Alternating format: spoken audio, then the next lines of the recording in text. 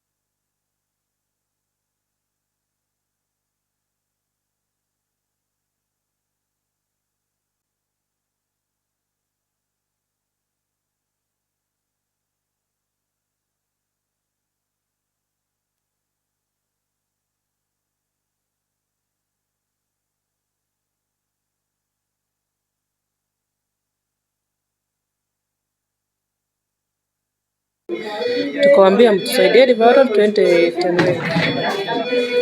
Tukapewa referral. Tukapeleka watoto wote wawili, lakini mmoja mwingine mwenye alikuwa kwa hali mbaya hakuweza kufika. Mmoja tu alifika na tulifika huko akasaidiwa, akahudumiwa vizuri, tulisaidiwa vizuri Tenwek na mtoto naona anapona vizuri. Maybe ukiwa na mlisa kuona kama kulikuwa na negligence ya madaktari au kulikuwaje? Mtoto aliachiliwa sana kwa muda mrefu na niliomba usaidizi lakini kuna mwenye alimsaidia. We had an unfortunate incident yesterday where 4 children were stung by bees in a place not far from here, and immediately the community people rushed the children to our hospital. From what we have gathered is that these are children who are between the ages of 3, 4, 5 there, and when they were stung by the bees, they didn't come at the same time.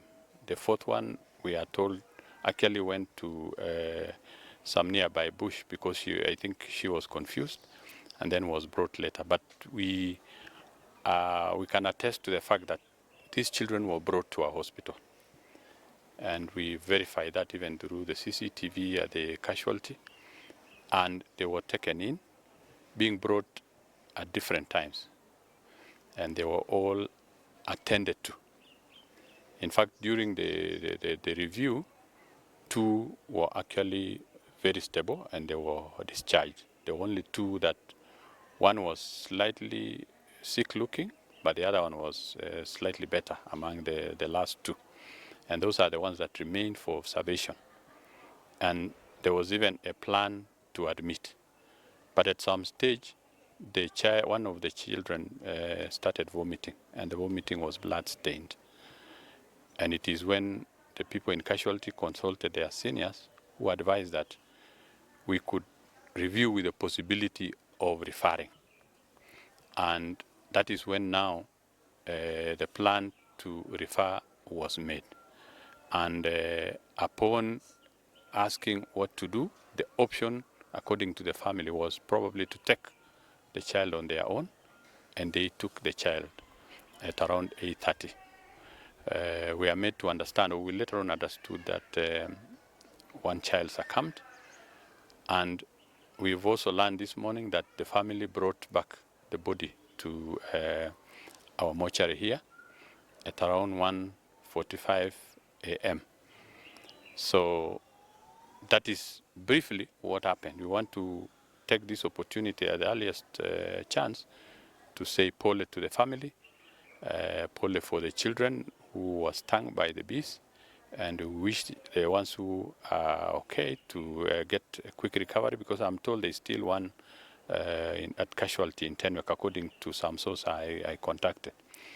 Otherwise, from what we've done this morning, we wanted to look at the details of what really happened. So we are investigating further to see if there was any issue, and then we will take action, and that is the appropriate action that we'll do.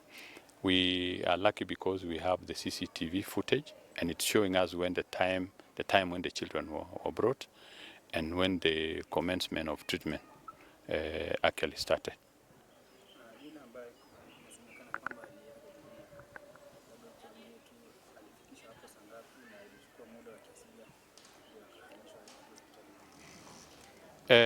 From the history that we got from the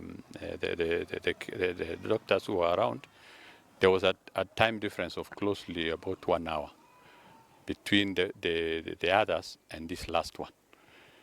According to our footages, the first two arrived early, and then another one followed. We were still following up to see the images of the last that were brought. But from what we gather, there seemed to have been a lapse of 1 hour. And this is a child that had gone to the nearby, what do you call this feed? Napier grass. There was a napier grass farm, and that's where one of the last child actually disappeared to.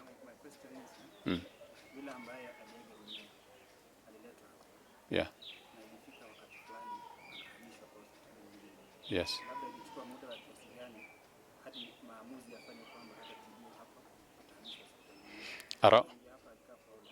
Tangu ingi. We are estimating from the findings, all these children by around one something were all in, and all of them were reviewed. 2 were discharged. The 2 that remain were under observation. So between 1 and up to around 7, they were still around, and around 7 is when the decision now to refer came in, because of the condition was changing. The child vomited blood, and that is when the decision to refer was made. And at 8:30 is when they went to Tenwek.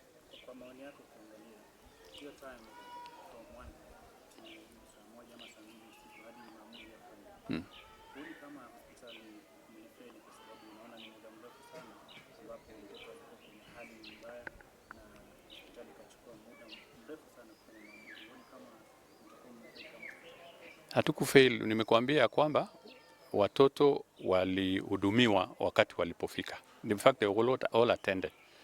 And there was even a plan to admit. Then suddenly the condition changed. And that's when now the decision to refer came in. So it's not that they were just seated there. They were attended to. And by 7, when the child started vomiting, that consultation was made, and it was observed that probably she needed ICU care. And that's where now the decision to refer. So for clarity, the relatives were consulted when the decision to refer was made. And it was a joint decision between the people in casualty and the relatives. And they opted to go on their own.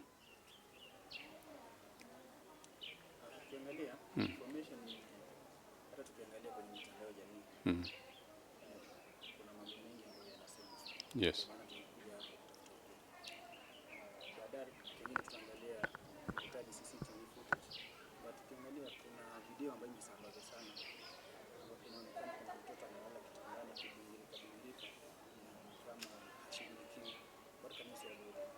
Yeah, we are equally worried about even the person who took the video, because we're supposed to have a caretaker.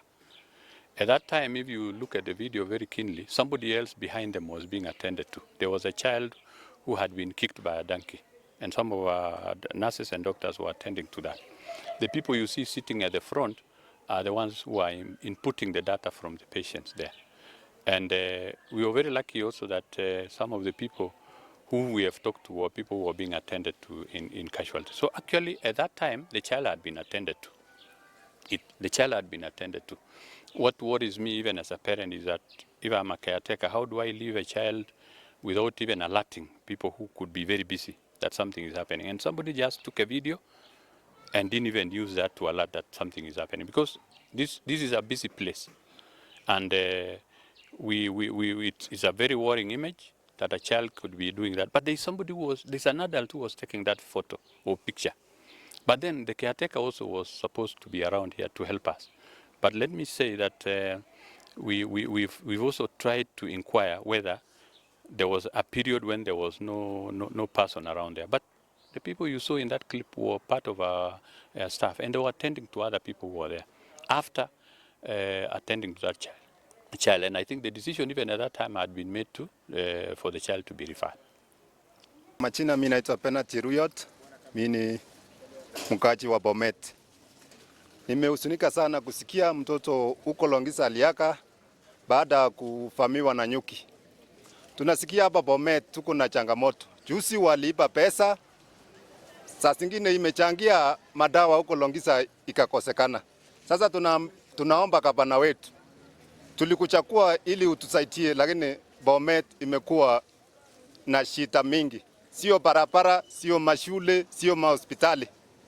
Gavana Barchok, unajua mtoto mdogo, hasa mtoto mchanga Barchok,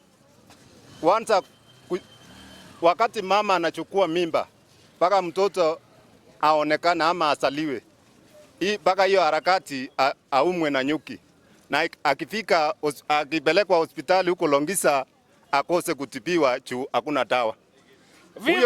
Huyo mama alikuwa na nia kwa sababu ya ukosefu wa pesa, afadhali achukue Longisa kuliko achukue hospitali ya private juu ya gharama ya pesa. Sasa Barchok na serikali yako ya health, tunaomba, mtoto ameaga, tunahuzunika kama wananchi wa Bomet. Sasa hakuna kingine, patilisi ama waziri kama rais vile alifanya. Sasa tunakuomba, pesa imeibiwa hapa Bomet, sijui 1.6 billion, sio barabara, sio mashule, sio mahospitali, sio mandonyo. Sasa Barchok, we panga maneno yake vizuri.